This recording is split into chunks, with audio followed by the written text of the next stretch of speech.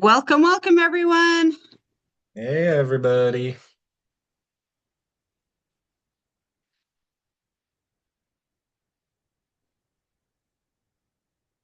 As you're popping in, feel free to introduce yourself in chat, where you're from. Let us know how your holidays were.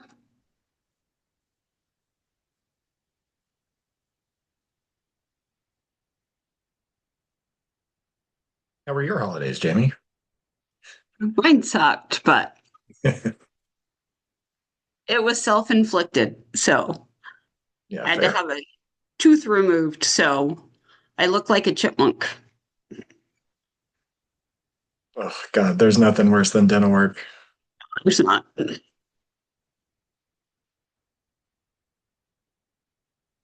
Well, I got to go. I went to the beach uh, Rub it in. um, for a day, the Oregon beach, Oregon coast, and then I went to my parents' place and hung out up in Washington. Um, so I had a nice vacation. I watched Stranger Things came out. The new first part of the new season came out, so binge watched that. Um, Good relaxing time. I hope everybody else got had a better holiday than Jamie. So Tom's going to be joining us at about a quarter after. So we're going to kind of start with our organizational updates today and then end with Tom. But we are trying something new because I think everyone is going to have a lot of questions. So when people ask a question in the Q&A, you'll actually be able to upvote what questions you want answered. Um, and I'm excited because I love data. So I am super excited about tonight. But Nick, kick us off. It's a really cool new feature. I'm looking forward to seeing how that works because we always get a lot of great questions on here, but it's just sort of us in the background figuring out what order to answer them in. But this way you guys get to participate in that. That's really cool. Um, Hi, I'm Nick Knutson. For those of you who are joining us for the first time, Nick Knutson. I'm the executive director of Demcast.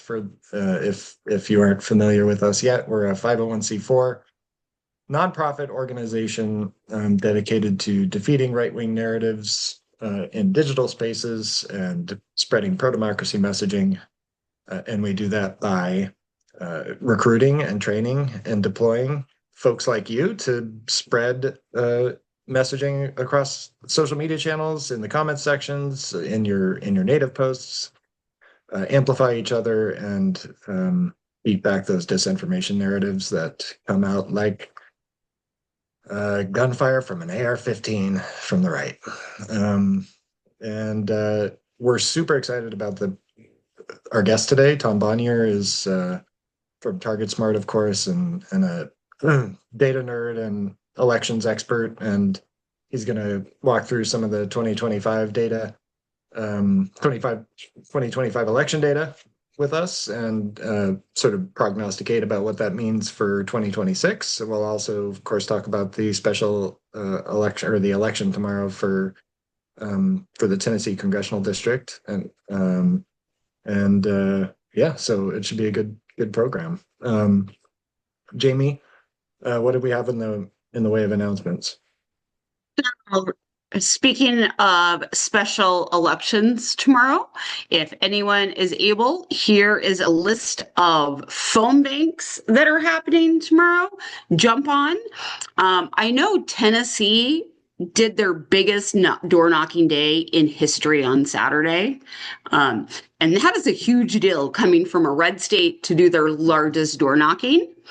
But the other exciting thing is we are sponsors with Volunteer Blue on a webinar that is going to take place on December 16th with Mark Elias, and it is protecting the midterms. And so here is the sign up link for that.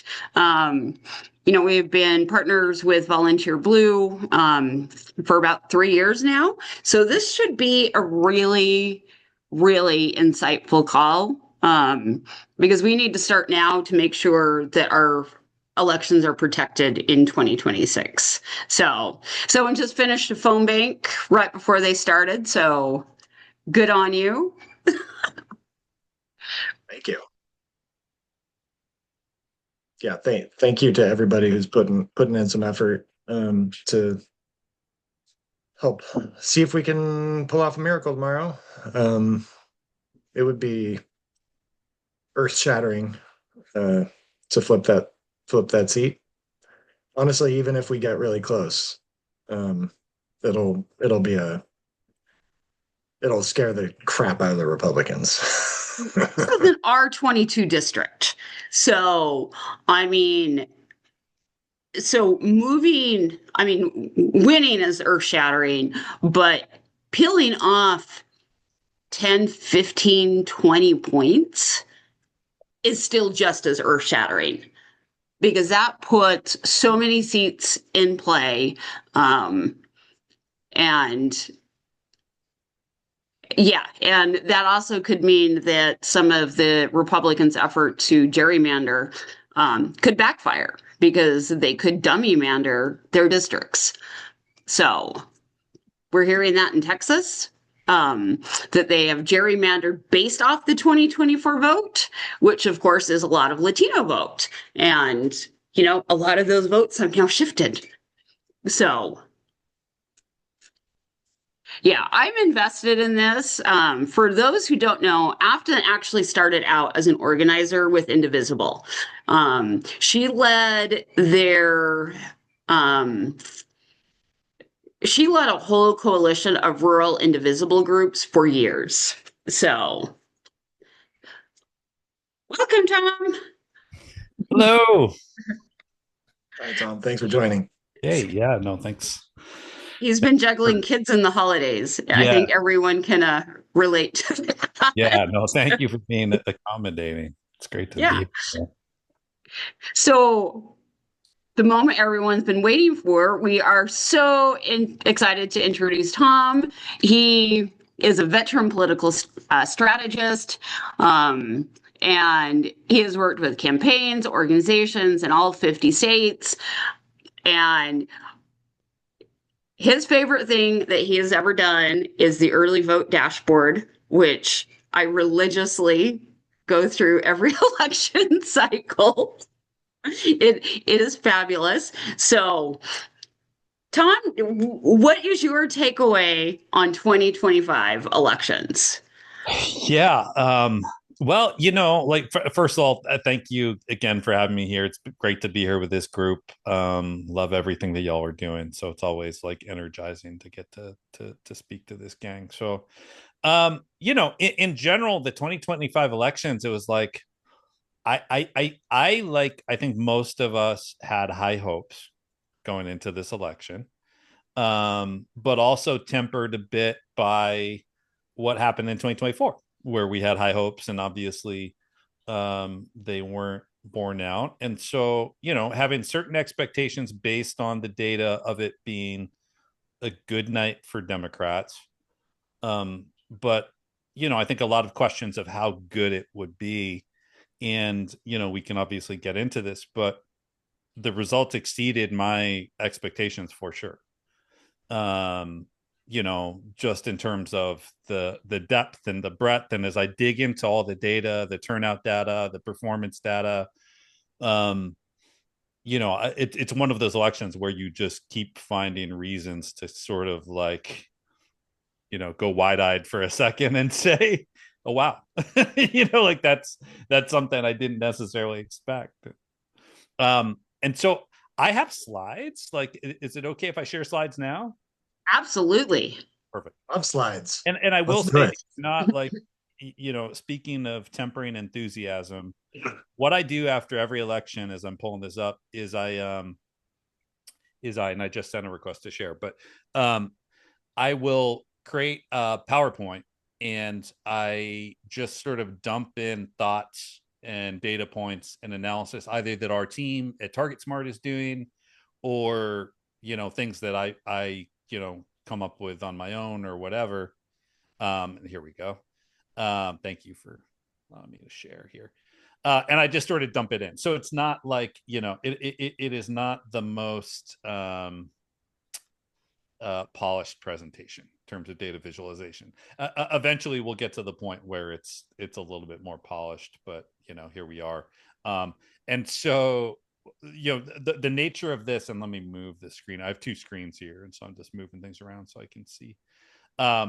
Is a lot of stuff you're seeing here. I'm sharing it for the first time. Some of the things I've shared a little bit here or there, but a lot of what you're seeing, it's the nature of it. Of just preparing for this conversation. I pulled in some new data today, so let me see if it'll let me. And y'all can see the first slide, I assume, and went to the. Can y'all see the bullets now? Good. Yep. Okay, so these are just some notes that, like, at this point we are well aware of, but sort of stage setting. When I say the depth and the breadth, if we can rewind just to a month ago and remember, there was, I think, some concern about some of these elections. I think for the most part, as Dems, we felt good about Virginia, but we also, the attorney general race there was thought to be a toss-up, and a lot of people had that leaning Republican. The New Jersey governor's race, we'll talk about these more in detail, but this was one that I think had more concern. Certainly people didn't see this, and when I say people, I'm talking about sort of general polling averages, some of the pundits, and even why I had some caution in New Jersey, didn't see it as a double-digit race. And then you think of these ones that I think maybe didn't get as much attention going into election day, but like these Mississippi state legislative races. These wave elections have a way of, when you are digging into the results a day, 2 days, 3 days later, you find surprises. Like for me, it was the Bucks County school board races, and seeing that Republicans had been wiped out in many of these places that were for them sort of the ground zero of a lot of the awful things they were doing at Republicans were doing at the school board level, going back over the last 4 and 8 years. So really up and down the ballot, great Democratic successes. Our team did work with the folks on those 2 Georgia races. I'm very proud of it. I wish we could claim credit for it, but when you win by the massive landslide margins that they won by, unfortunately, that I don't think the tactics that we were involved with necessarily, can take the credit there. But the fact that those were the first statewide non-federal wins in Georgia in almost 2 decades is pretty awesome, and obviously a good sign going into the critical Senate race there, among other races, next year. The state legislative races, New Jersey having our biggest Democratic caucus in quite some time, again, picking up seats in Mississippi is quite something. You are all already very well aware of the importance of Prop 50. But again, I want to point to the margins there. And to me, that speaks more to the relevance of this election to 2026 and going forward. Historical context, and because you'll see my little 3 exclamation point note at the bottom. This is not 2017. What we saw in the day, 2, 3 days after the election, you're still seeing some of this from Republicans, is they're trying to sort of poo-poo this away and say, well, this is what was going to happen anyhow. This is what happened in 2017, which by itself is sort of, if we take a step back, that's sort of a weird way to explain this away, because we all do remember what happened in 2018. And, for Democrats to have margins like we had in 2018, I generally would take that. But we have to be accurate about this. A lot of what we saw was far above and beyond the scope of what we saw in 2017. And here are just 2 notes, just in terms of historical context.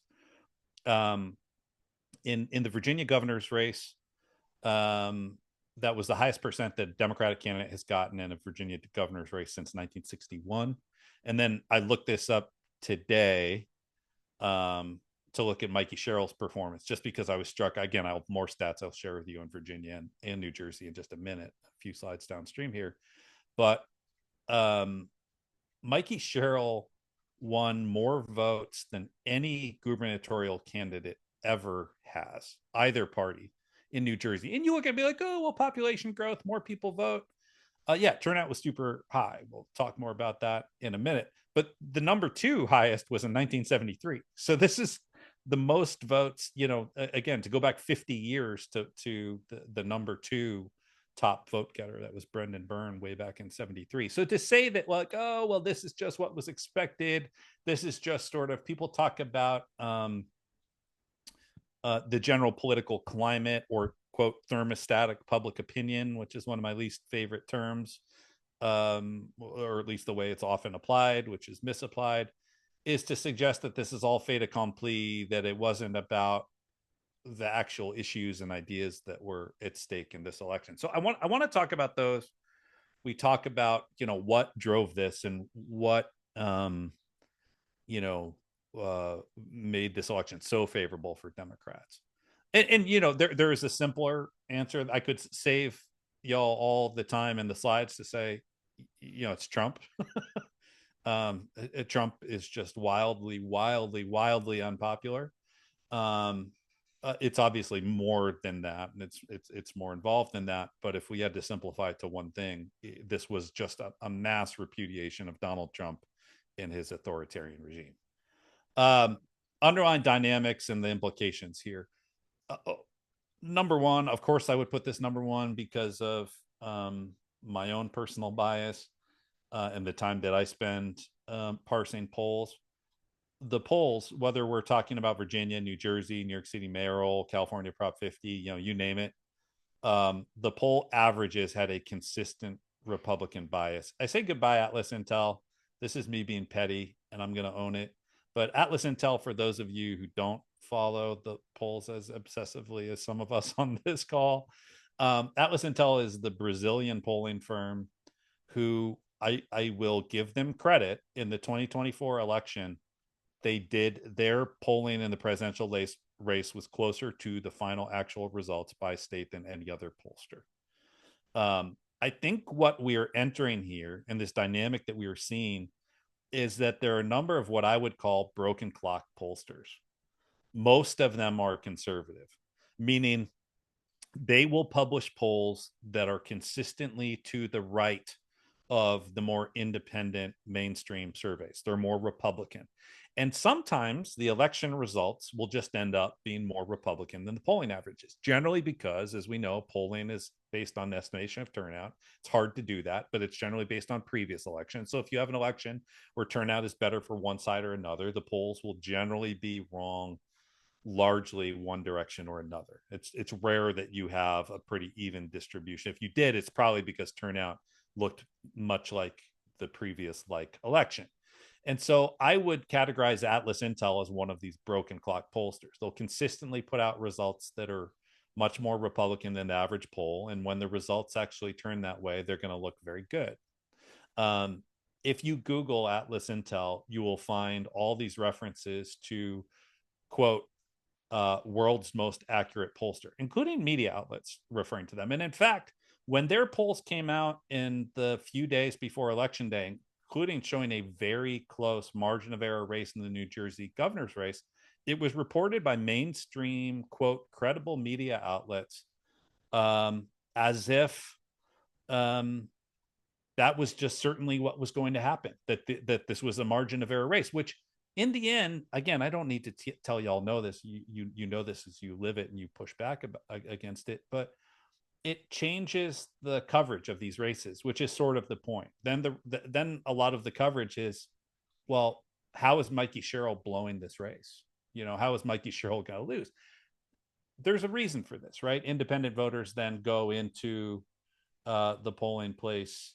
A lot of times they want to vote for the candidate who they believe is going to win. And so, thankfully it wasn't successful in this case, but that is a real thing. if I can state the obvious, turnout was a substantial factor, and we'll talk about that in these states. But you wouldn't have these types of landslide victories that we saw around the country without great mobilization among Democratic voters and liberal voters, but also big swings among independent voters. And what I want to highlight here is, if we think back to 2024 and the election results, there was this popular notion that persisted. Hopefully it's dead now, but it persisted really right up through last month's election, that there was this great realignment, and that the Republicans had built this, quote, working class multicultural coalition, because Donald Trump did do better with the younger voters and voters of color, who showed up on election day in 2024. Should that have been painted as a great realignment? Absolutely not. These elections proved that was not the case, because the biggest swings back to Democrats, if you compare the 2025 elections to 2024 or 2021, the prior odd year elections, these were the voters who had the biggest swings back to Dems. I say the GOP's gerrymandering plans just got complicated. The rationale for that, and this is connected to this last point about the swing back. If you think of these states, and it's not the same everywhere, but I think of Texas, I want to highlight Texas. A great example here is in the Texas map, and who knows now, right, that the map has been thrown out. So maybe that map will be reinstated. Maybe it won't be. I don't know. It's hard to follow. Obviously, see what's happening with Alabama, Indiana, other states now. It is difficult to keep up with. But in many of these cases, and that Texas map that initially was enacted certainly was counting on Republicans winning vote shares that matched what Trump got in 2024. And if there's any lesson from this election, and again, a year is a long time, or 11 months now is a long time, anything could happen. But there are two districts in Texas that they created as they're counting as Republican seats that would be Republican pickups that are about Trump plus 10 districts. They're heavily Latino districts. And when you look at the swings back with Latino voters in these races across the country, those would be Democratic seats. So, my point here is it's a very dynamic electorate. If you're counting on things to look like they did in 2024, you're probably going to have problems. The Dem Party unpopularity, I think something we're all well aware of, right? That when you look at polling on the Democratic Party as a standalone, and the same can be said of the Republican Party, by the way. But I think we're all well aware that the parties in general as entities don't poll well at all. And that has continued. But, I mentioned this because I think there was a sense going into the election, again, among a lot of the media talking heads, that Democrats wouldn't be able to maximize gains. Sure, Trump is wildly unpopular. Sure, his policies are wildly unpopular. But that Democrats won't be able to maximize gains because the Democratic Party is also incredibly unpopular. Well, that obviously didn't make a difference. And I pull out this graphic at the bottom here. This is from the exit polls in Virginia, but the same was true in New Jersey, which were the only exit polls I believe we had. If you had a strongly favorable view of the Democratic Party, obviously those people were 99-1. That's not surprising. Somewhat favorable, 95-5. Meaning even those people who are like, not sure, we're still plus 90 with those voters. But most important here, in my opinion, because somewhat favorable and strongly favorable is just under a majority of the electorate in Virginia, was just under a majority, 48% combined. So you still needed more. Somewhat unfavorable, 14%. And for Spanberger to win those voters by 9 points, I think has to be quite encouraging for Democrats going forward. And then again, not surprisingly, the strongly unfavorable Democrats just aren't going to do well there, and didn't. I say the shutdown mattered, and this probably feels a little bit dated at this moment, but I want to bring this back because, obviously a lot has happened since then. And And I'm not here to relitigate that or second guess it, but I can tell you just from what we were seeing in some of our own polling, and that our polling team was doing work in some key races, including some state legislative races in New Jersey. And we did see, and I'm not going to get the exact timing right. I want to say around 6 weeks out from election day. Could have been a little more, could have been a little bit less. We did see some weakness with our Democratic candidates in those races. Not something that was like a complete red flag or red alert, but some weakness there. And some of those races tightening. But what was driving it wasn't that independents necessarily were going against us or that Republicans were overly engaged, but it was that Democrats just didn't seem super engaged at that time. And what we did see, and again, correlation is not causation. It doesn't mean that these are very complex environments that we're all dealing with. So in the end, the answer is always many things, if not all the things. But that we did see around the shutdown, those Democratic numbers begin to solidify again, not just begin to solidify, actually solidify. It makes sense, right? Because people were seeing Democrats fighting and standing up. And so, that's I think important to keep in mind. And then this last point here, and I have something I think on the next slide or a little bit further on this. But as we know, Trump's policies in general are almost universally wildly unpopular. And we could talk about each of them individually, but that would take a lot of time, and I wouldn't tell you anything you don't already know. But I do think it's important to lift this up, that when you look at the exit poll, and again, I have something in a couple slides on this, but this barbaric immigration policy was a huge liability for Republicans. And again, also, well, it's right here actually. So this is fascinating to me. I'm glad they asked this question in the exit polls. So this is New Jersey and Virginia governor's races. And so they offered people three options. Do you think that the Trump administration's immigration actions have either gone too far, not gone far enough, or been about right? And a couple of things we'll highlight. Number one, a majority of voters in both of these states said gone too far, which is, reassuring, though, frankly, those numbers should be higher. It's a bare majority, but it's, a substantial plurality. Again, to see that those who answered that way overwhelmingly, by 80% plus margins voted for the Democratic candidates should not surprise us. That you had the polarization who people who said those immigration actions, and again, 14% in each state, that's still disappointingly too high that anyone believes that, but much smaller share of the electorate. To see those go overwhelmingly for the Republican candidates, not surprising.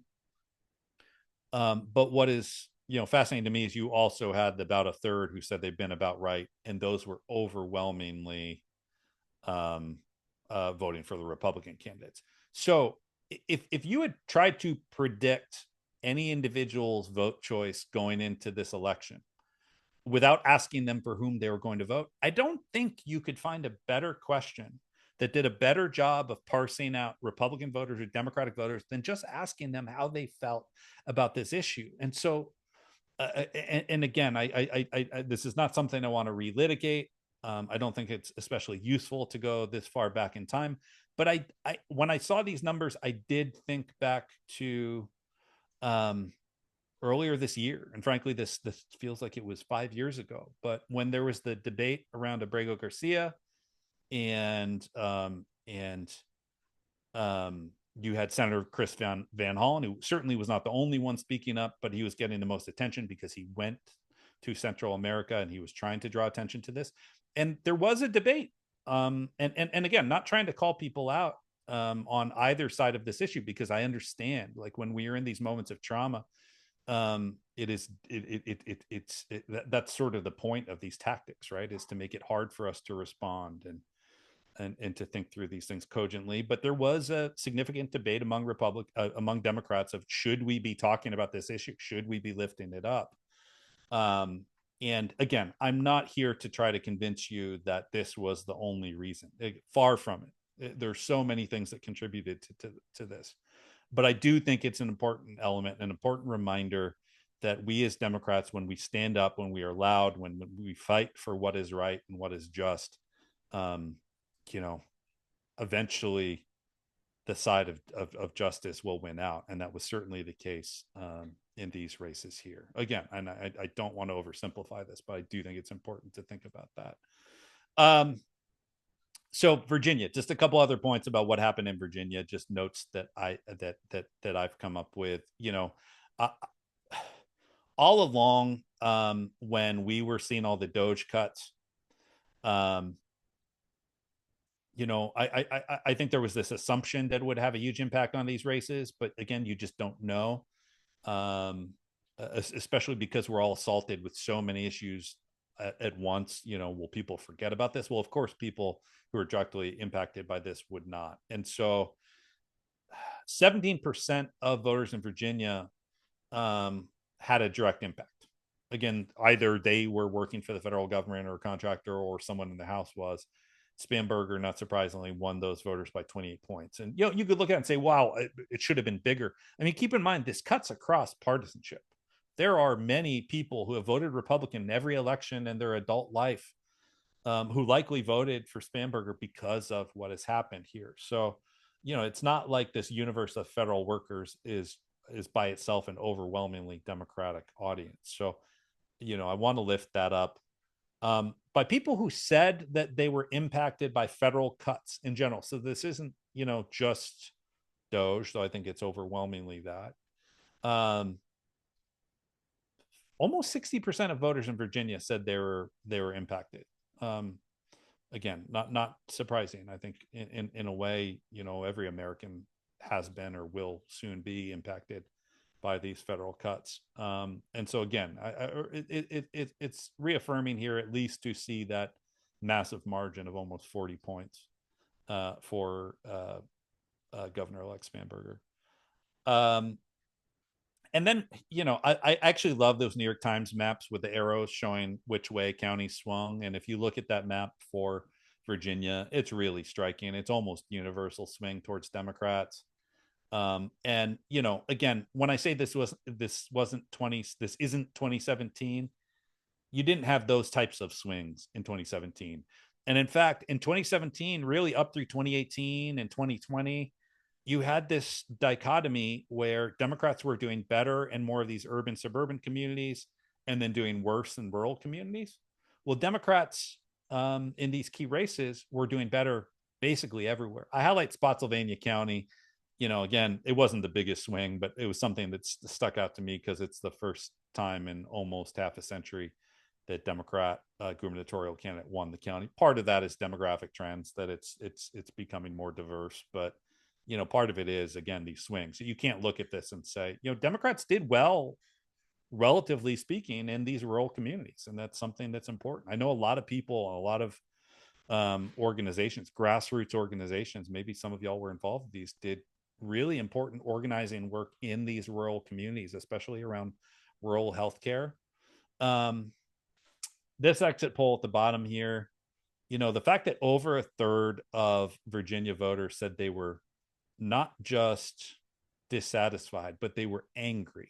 That was the term that they chose. They're angry about how things are going. And again, it shouldn't be a surprise, right? I think everyone should be angry, but 36% and then another 28% dissatisfied. This is on Trump. This is on the Republicans. They have been an assault on Americans.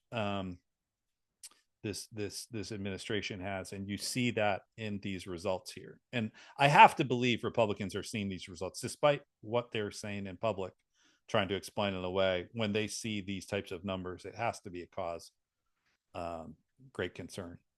We talked about the youth vote, and this is our team at Target Smart put together a good analysis. I can share the whole thing, but I pulled out these two charts because I thought they were fascinating. Again, I'm among the people who've had great concerns about the youth vote, about the Gen Z vote, and what happened in 2024, especially younger men.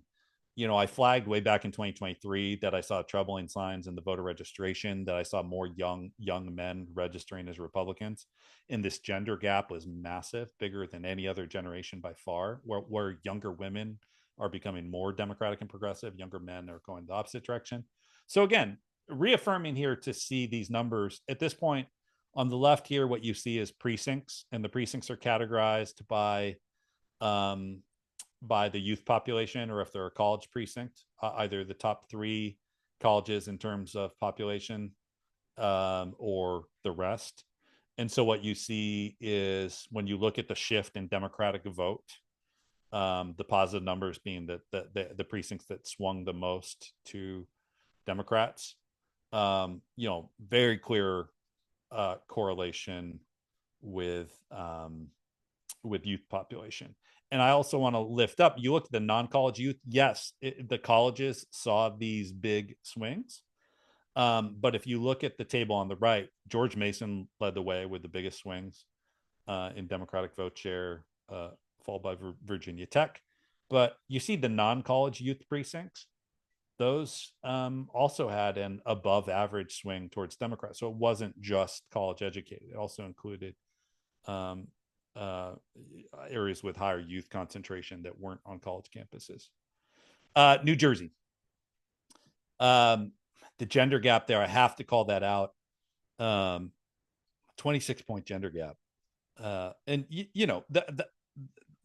the fact that Governor-elect Sherrill only lost men by 2 points is actually, I think a sign of the strength of her campaign.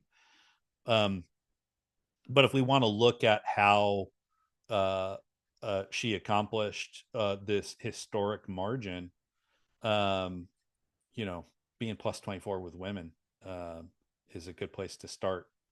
So Virginia turnout was higher in 2025 than it was in 2021, but it was only about 5% higher in terms of number of votes cast.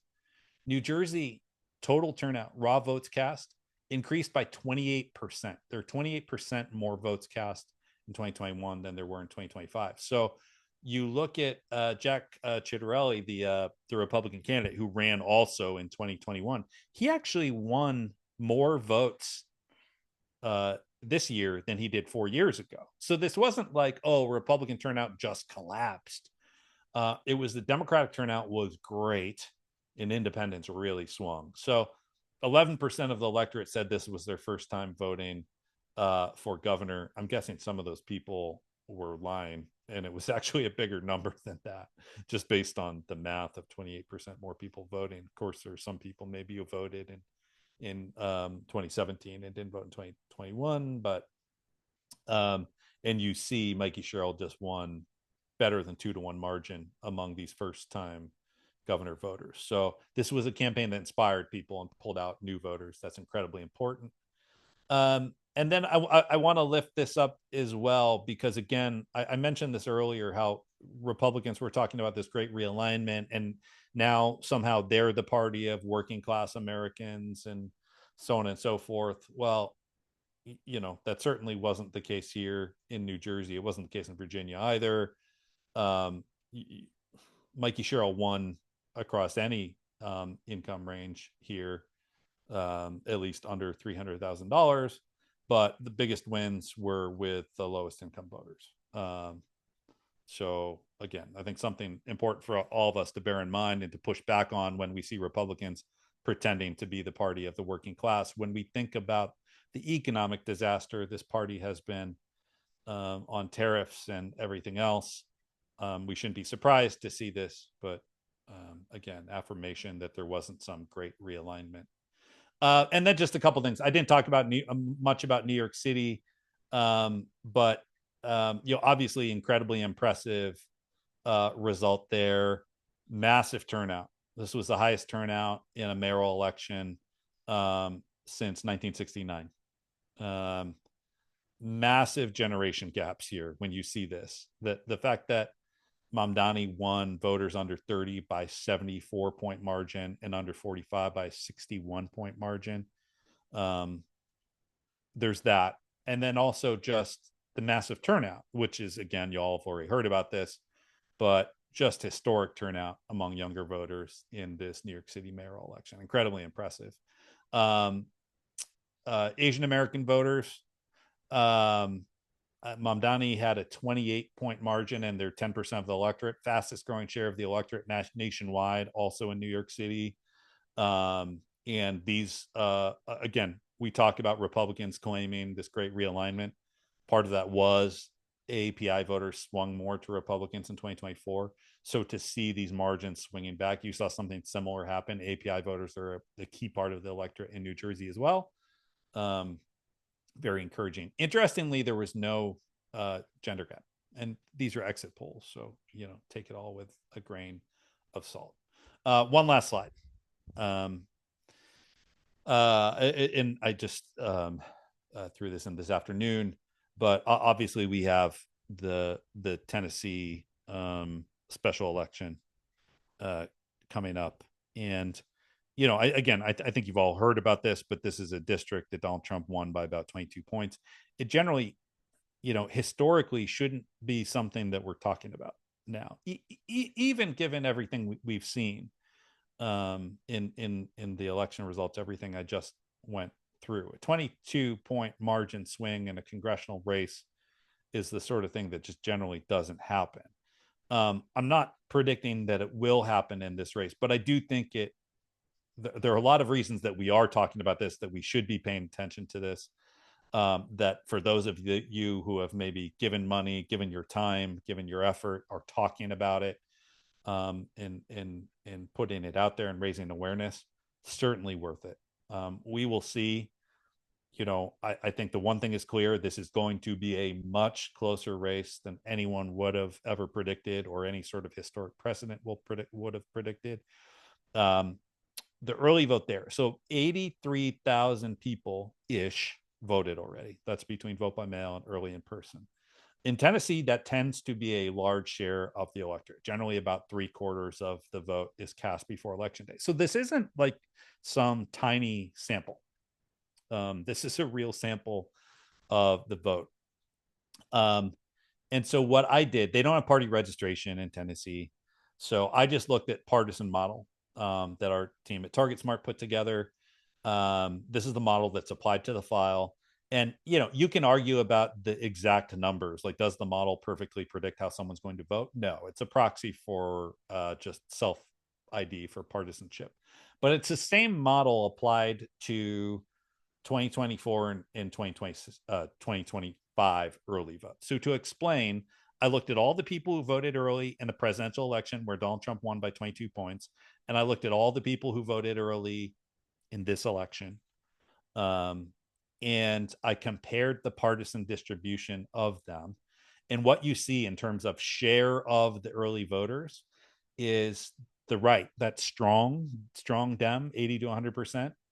These are the most likely Dems. Think of them as the core Democrats. They occupy an 8-point larger share of the early vote electorate than they did in 2024. So that's an incredibly positive sign, because again, this is share of the electorate, not margin. So again, big assumptions here. If you assumed all these voters voted the same way as they did in 2024, that would account for, among the early vote, a 16-point share swing.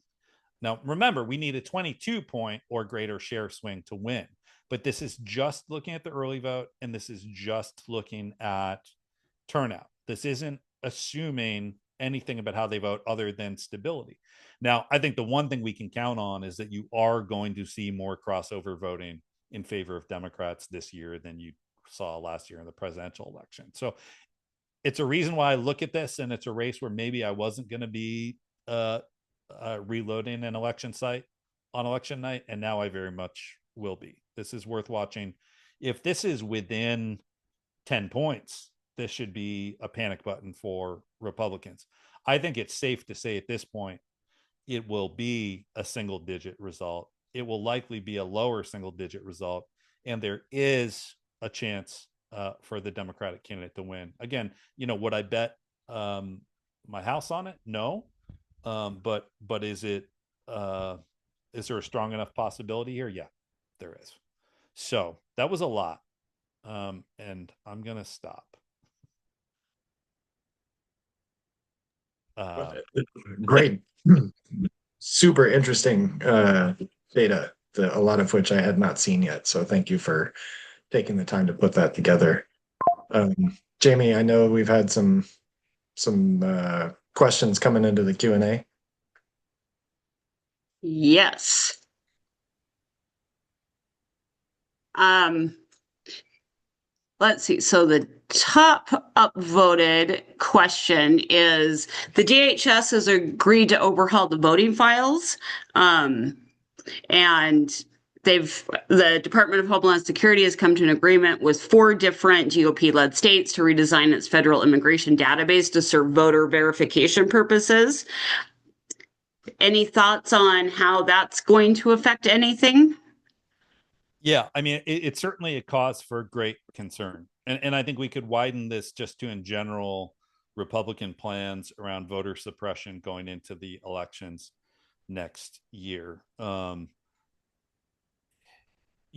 think the good news is there were some of those efforts this year, and obviously, we talk about having the margins that are too big to fix, so to speak. That was certainly the case in this year's elections. That specific thing where they are looking to get involved with determining voter eligibility on voter files, which then presumably means they would be looking at purging people.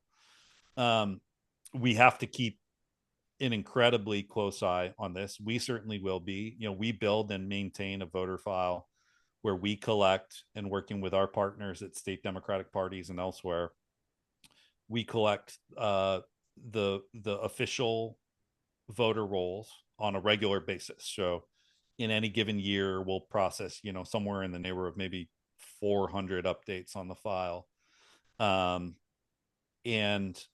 we'll certainly be looking at this and looking for signs of purges. I know there are great organizations who are doing their end of it too. I know there will likely be lots of legal challenges. Those will continue to be important to do the work to protect the vote, to make sure that everyone has the right and the ability to cast a vote in a free and fair election.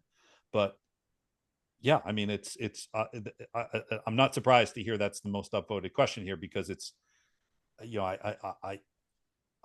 can't think of an election in my lifetime where the integrity of it has been more at risk than this coming election next year. And then we have someone would love a debrief on your low-cost digital ad placement for candidates. Who used it well? Was there any measurable impact on it? Yeah, so our team, again at Target Smart, did something pretty cool that I'm quite proud of. Over the last 2 years, they built, and I will not go into the weeds. Anyone who wants to hear more about this can reach out. I'd be happy to give you more, because I could talk like for the next hour about this, but 90% of you would probably not enjoy it very much. But we built something called we call it the Media Buying Platform. It is a digital DSP. It's a demand side platform. The short of it is, when you go on a website, an app, when you were watching streaming TV, like I will, watching my New England Patriots play the Giants tonight, just to polarize. So most people on this call will not like me. If you did like me before now, you'll see ads, right? Either banner ads or streaming ads or whatever. Well, the cool thing is those are very targeted generally. You can take a voter file, a list of voters, and you can actually serve ads to those individuals. I want to serve an ad to this person because we have all the data on the voter file. So all those demographics I went through, they're all targeted. These platforms have existed, by the way, in the corporate realm forever. So Democratic and progressive agencies, digital agencies, use these corporate DSPs to buy and place these ads. And we realized this is like just an area where it's been a massive black box, lots of smoke and mirrors, not from the Democratic agencies who do a great job, but from these corporate DSPs that are just making literally billions of dollars off of political money by just charging people for everything you could possibly imagine they could charge you for. So we said, let's build one, which was sort of an audacious thing. That's why it took a couple of years. But we built this thing. We rolled it out for the first time in the last 2 months of 2024. This year was the first full rollout. I mentioned Georgia. So we worked with the Georgia Democratic Party. We built this to be accessible, where entities like state Democratic parties, there's actually a couple dozen state Democratic parties that are using the platform currently. We built it to be scalable. So yeah, you can do on those statewide races in Georgia, but we worked with this rural voter group in Virginia that was spending maybe $20 a day on it to target voters, where they were doing their own basically just iPhone videos of rural voters talking about their concerns and their experiences with healthcare cuts, and then they were serving those to actual voters, knowing that these voters would see them. So yeah, I'm proud of this, and when you look at those results in those races, that tool was used in almost all those races that we talked about. And again, we created, so yeah, the big campaigns can use it as a tool, and they do. But what I'm most proud of is that these smaller local campaigns are able to use it and just use it themselves. Like, they're just going on themselves and saying, like, I want to target this video to these 2,000 voters in this district that the voter file tells me are key targets, and they just go on and place these ads and then get data back that shows them who saw it and how long they saw it. Very cool stuff. That's That is amazing. cool. That's really cool. It sounds a lot more economical than using these big firms. Because as a red state Dem, our Dems money is always an issue. Well, the wild thing, as I said, I've said to people before, like, what radicalized me on this is when I saw an invoice from one of these big corporate DSPs, where literally on the invoice they itemize, well, you've got a data fee and a features fee and a reporting fee, and literally less than 50 cents on the dollar was actually going to serve an ad to the voter. The rest was going to this fee, that fee, that fee, and so we built something with one flat, small, transparent fee, and literally all the rest goes to serving ads to the voters. So it's we're not making friends in some circles, but I'm not in this business to make friends with massive corporate interests, so I'm okay with it. So, what are your thoughts based on what you saw in the New Jersey, Virginia, other areas of how we take back the House? Is this an emotional anger coupled with getting back certain groups, or is this more about what Democrats are fighting for? Yeah, I've seen this. We've certainly all seen this. Like, I think going into the election, there has been this, and it's an honest, good argument to have of, like, how much time should we be spending attacking Trump and Republicans and lifting up the awful things they're doing, versus should we be talking more about our policies and what we are doing? I say it's an honest, good argument. I think in the end, you look at especially our two gubernatorial candidates in New Jersey and Virginia, what a masterful job they did, in my opinion, of blending the two together. Right? It was a false choice in the end. That they talked about our freedoms and our liberties, but also how these things impact us very much in our day-to-day lives, and how Democrats are going to do better. Like, voters are capable of holding more than one thing in their head at a time. And so I think these campaigns, and what I took away from it is, yeah, we kind of have to do all of the above.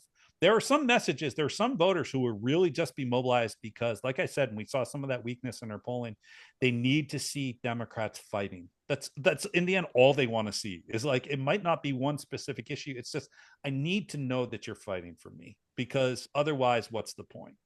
And then there are a lot of people where it's like, yeah, there's specific issues, whether it's healthcare or inflation or what, again, as if those are two different things. They're all interconnected.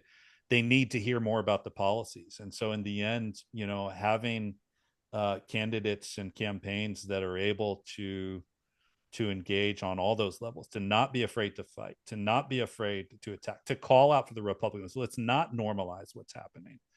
But yes, let's also then spend time talking about our positive agenda. I think they did a great job, and I think we just need more of that going into next year. And I know, especially with the rise of Zoran Democratic Socialists, Is there anything you could say to Democratic socialists that are being influenced by people in their chapter telling them we are not Democrats, don't vote for Democrat unless it's actually a Democrat socialist? And I'm even seeing that here.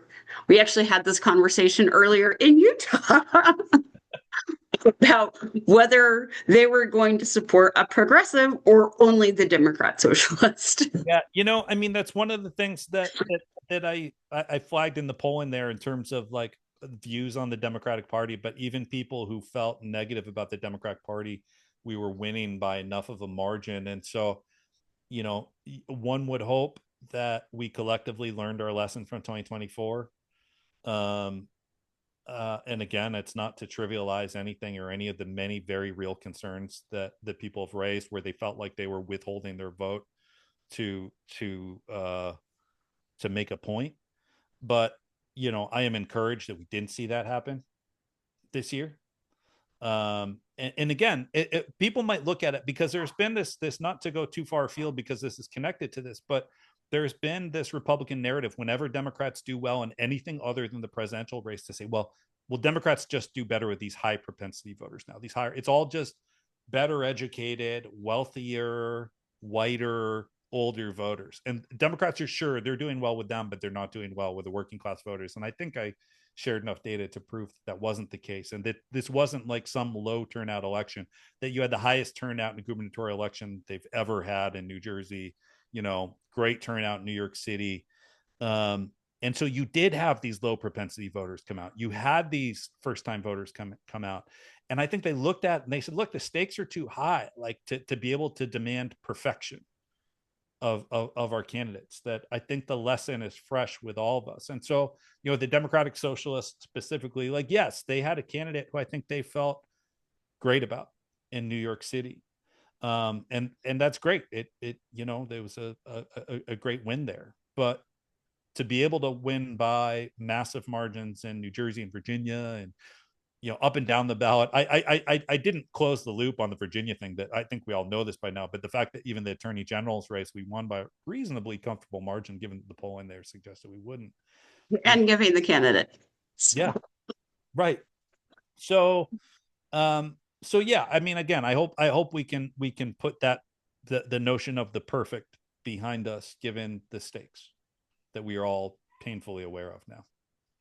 And then the last question is, do you think it's a possibility that Trump will try to declare the Insurrection Act and try to cancel the next election?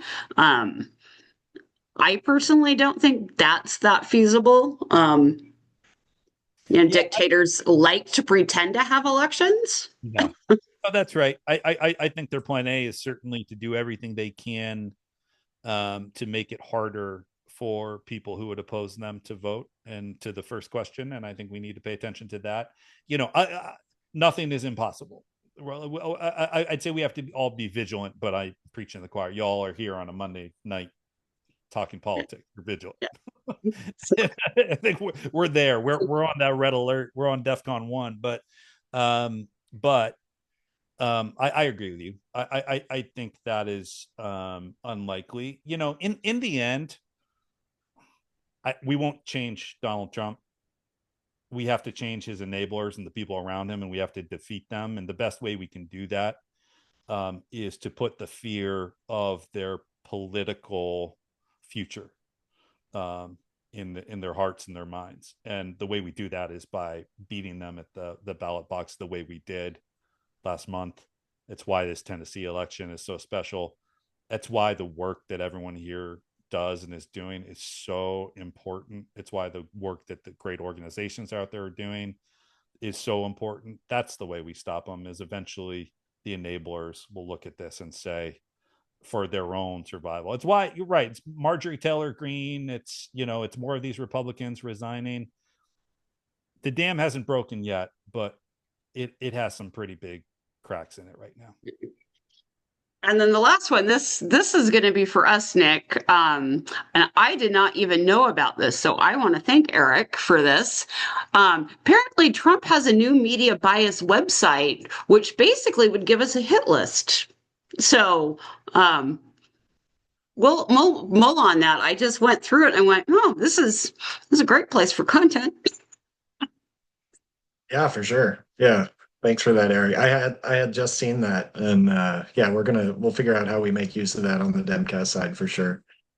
Tom, cannot thank you enough. This has been see it in the comments, wonderfully insightful. Um, nice little shot of hope that I think everybody can use right now, but it also, we need energy to make sure that we all go and attack the 2026 election like it's the most important election ever, and doing that with clear eyes and with some hope in our pocket is a good thing. So much appreciated. Thank you again. Thank you all for everything y'all do, and it's always a joy to come and speak with y'all. So I appreciate it. All right. So much for joining us, you guys. Thanks, everybody. We'll see you. We'll see you. Actually, we'll see you in January. We are not going to do any more democracy briefings because everybody's gonna get caught up in the holidays. So we're just gonna skip over the holidays and we'll see you in January. All right. Thanks, Have a good everybody. one. Bye.